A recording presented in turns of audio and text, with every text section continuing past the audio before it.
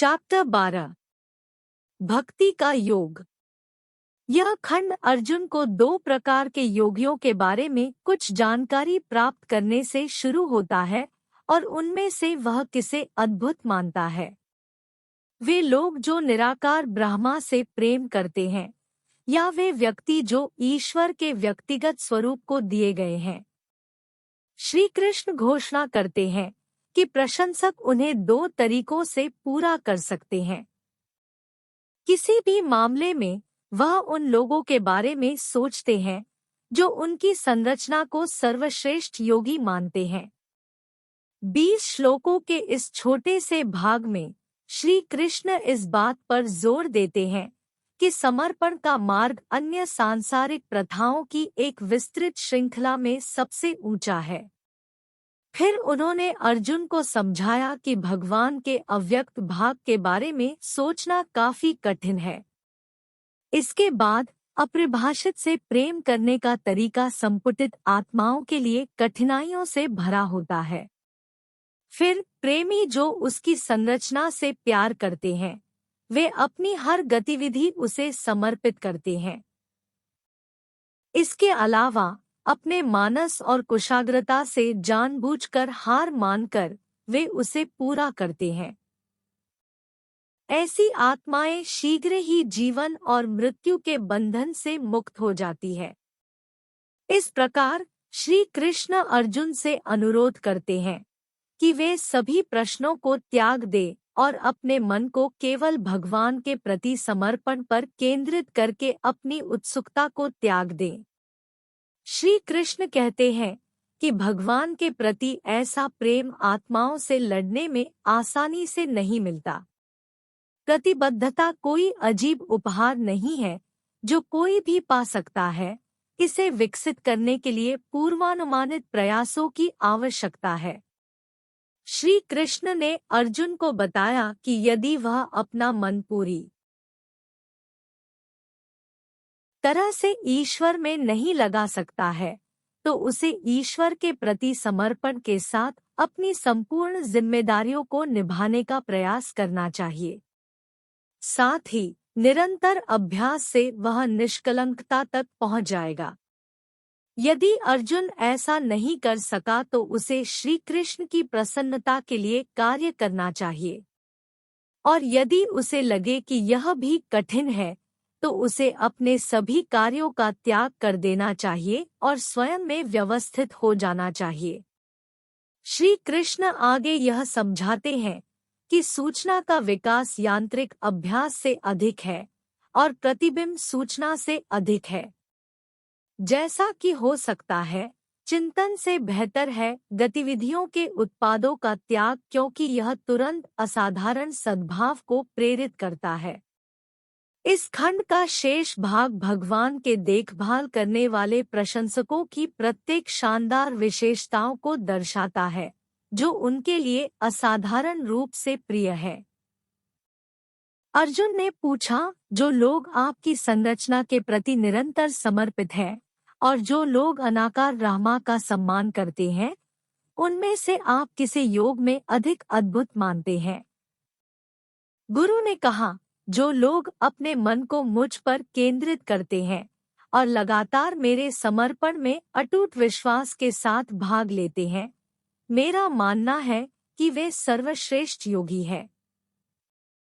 हालांकि जो लोग मामले के आवश्यक तथ्य के निराकार भाग शाश्वत को पसंद करते हैं, अपरिभाष्य, अव्यक्त, सर्वव्यापक, अकल्पनीय, स्थिर, शाश्वत और अचल, ऐसे लोगों ने अपनी क्षमताओं को नियंत्रित करके और सभी जगह शांत रहकर सरकारी सहायता में भाग लिया। सब कुछ समान था, इसके अतिरिक्त मुझे प्राप्त करो। उन लोगों के लिए जिनका व्यक्तित्व अव्यक्त से जुड़ा हुआ है, स्वीकृति का मार्ग कठिनाइयों से भरा है। अव्यक्त का प्रेम अनुकरणीय प्राणियों के लिए अनिश्चित है। फिर भी हे पार्थ, जो लोग मुझे सर्वोपरि उद्देश्य के रूप में देखते हुए, मुझे प्रेम करते हुए और प्रतिबंधात्मक समर्पण के साथ मुझ पर चिंतन करते हुए अपनी हर गतिविधि मेरे लिए समर्पित करते हैं, मैं उन्हें जन्म और मृत्यु के विस्तार से तुरंत दूर कर देता हूँ, क्योंकि उनकी जागरूकता है मेरे साथ जुड़ गए। अपना मस्तिष्क केवल मुझ पर केंद्रित करो और अपनी अंतर्दृष्टि मुझे सौंप दो। तुरंत तुम निरंतर मुझ में निवास करोगे। इसमें तो कोई सवाल ही नहीं उठता। हे अर्जुन, यदि तुम अपने मन को लगातार मुझ पर केंद्रित नहीं कर सकते, तो उस समय मस्तिष्क को सामान्य कार्यों से प्रतिबंधित करते हुए समर्पण के साथ उस मुझे को याद करने पर काम करो।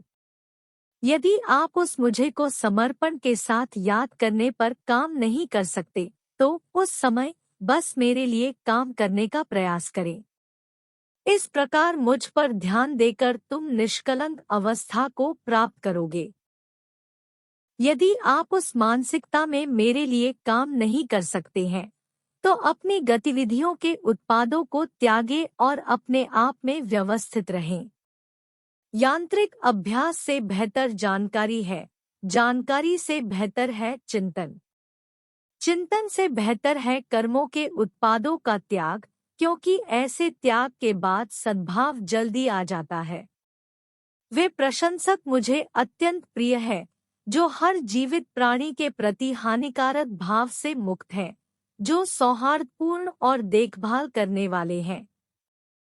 वे संपत्ति और दम्भ के संबंध से मुक्त हो जाते हैं, संतुष्टि और दुख में संभाव रखते हैं और लगातार सहानुभूति रखते हैं। वे हमेशा संतुष्ट रहते हैं, लगातार मेरे साथ प्रतिबद्धता से जुड़े रहते हैं, आत्मनियंत्रित, दृढ़ निश्चय वाले और सर्वोच्च प्राथमिकता और उत्सुकता के साथ मेरे प्रति प्रतिबद्ध होते हैं। जो लोग किसी के लिए क्षोभ का कारण नहीं हैं और जो इस प्रकार किसी के द्वारा अस्थिर नहीं होते हैं, जो आनंद और पीड़ा में समान है और भय और बेचैनी से मुक्त है, ऐसे मेरे प्रेमी मुझे अत्यंत प्रिय है।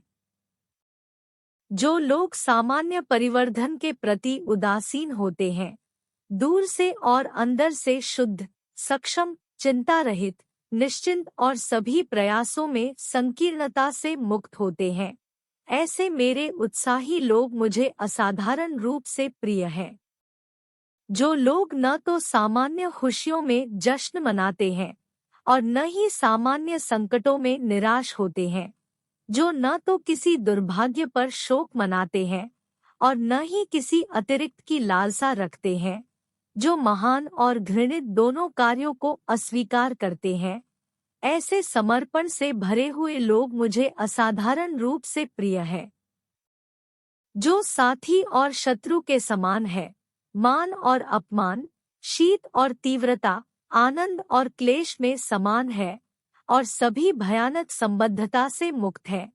जो लोग प्रशंसा करते हैं और निंदा भी करते हैं, जो शांति से विचार करते हैं, जो दिशा मिलती है उसी में संतुष्ट रहते हैं, घर से कोई संबंध नहीं रखते, जिनका मन अचल रूप से मुझ में स्थिर रहता है और जो मेरे प्रति समर्पण से भरे हुए हैं, ऐसे लोग मुझे असाधारण रूप से प्रिय हैं।